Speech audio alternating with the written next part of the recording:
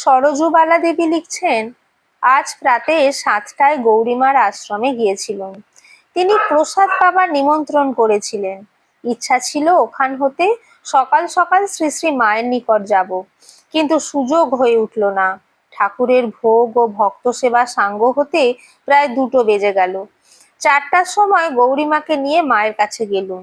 তখন মা বৈকালের ভোগ দিতে বসেছিলেন। ভোগ দিয়ে উঠলে প্রথমে গৌরীমা, পরে আমি মাকে প্রণাম করলুম। গৌরীমা তাকে একটু নিভৃতে নিয়ে গেলেন এবং কি কথাবার্তার পর আমাকে ডাকলেন। মার জন্য একখানি গরদ নিয়ে এসেছিলুম। উহা পদপ্রান্তে রেখে প্রণাম করে বললুম, মা এখানি পড়বেন। মা হেসে বললেন, হ্যাঁ পড়ব বই কি। গৌরীমা আমাকে স্নেহ ভরে প্রশংসা করতে লাগলেন। মাও তাতে একটু যোগ দিলেন। ঠাকুর ঘরে মাস্টার মহাশয়ের স্ত্রী ও কন্যা এবং অন্যান্য স্ত্রী ভক্ত অনেকে আছেন। সকলকে চিনি না। মাস্টার মহাশয়ের মেয়ে ও স্ত্রীর সহিত কিছুক্ষণ আলাপ করার পর পুরুষ ভক্তেরা মাকে প্রণাম করতে আসছেন শুনে আমরা সকলে বারান্দায় গেলুম।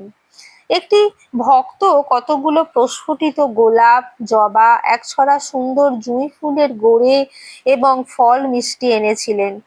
মায়ের পদপ্রান্তে ওই সব রেখে চরণ পূজা করতে লাগলেন। সে এক সুন্দর দৃশ্য। মা সহাস্য মুখে স্থির হয়ে বসে, গলায় ভক্ত প্রদত্ত মালা, শ্রীচরণে জবা ও গোলাপ। পূজা শেষে ভক্তটি ফল মিষ্টি প্রত্যেক জিনিস হতে কিছু কিছু নিয়ে মাকে প্রসাদ করে দিতে প্রার্থনা করলেন। গৌরীমা তাই শুনে হাসতে হাসতে বললেন, শক্ত ভক্তের পাল্লায় পড়েছ মা, এখন খাও। মাও তাতে হাসতে হাসতে, অত না অত খেতে পারবো না বলে একটু একটু খেয়ে ভক্তের হাতে দিতে লাগলেন।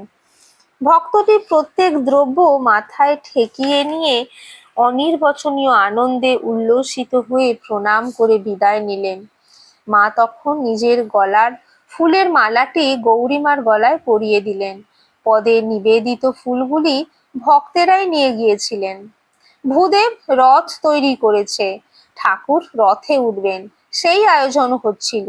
গৌরীমার আশ্রমে বিশেষ কাজ ছিল, তাই তিনি তাড়াতাড়ি বিদায় নিয়ে চলে গেলেন। আমি সিঁড়ি পর্যন্ত তার সঙ্গে গিয়ে পুনরায় মায়ের কাছে ফিরে গেলুম। কথায় কথায় গৌরীমার কথা উঠল। মা বললেন, আশ্রমের মেয়েদেরও বড় সেবা করে। অসুখ বিসুখ হলে নিজের হাতে তাদের গোমূত পরিষ্কার করে। সংসারে ওসব তো আর বড় একটা করা হয়নি। ঠাকুর যে সবই করিয়ে নেবেন, এই জন্ম শেষ জন্ম কি না। এইবার পাশের ঘরে ঠাকুর রথে উঠলেন। মা তক্তপোষে বসে অনিমেষ নয়নে তাকে দেখতে দেখতে কত যে আনন্দ প্রকাশ করতে লাগলেন। পরে ভূদেব ও ভক্তেরা মিলে রথ শুদ্ধ ঠাকুরকে ধরে তুলে নিচে নিয়ে গেলেন এবং রাস্তায় গঙ্গার ধারে রথ টেনে সন্ধ্যার পর আবার ঘরে আনলেন। এইবার স্ত্রী ভক্তেরা উপরের ঘরের ভিতর রথ টানলেন। তারপর মা, রাধু, নলিনী দিদি ও আমি টানলুম। যে কেউ আসতে লাগলো তাকে মা আনন্দ করে রথের কথা বলতে লাগলেন।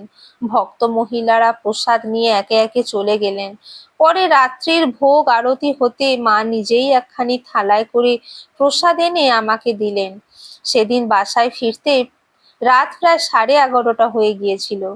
যখন সামনের রাস্তায় রথ টানা হচ্ছিল, মা বলেছিলেন, সকলে তো জগন্নাথ যেতে পারে না, যারা এখানে ঠাকুরের রথে দর্শন করলে তাদেরও হবে।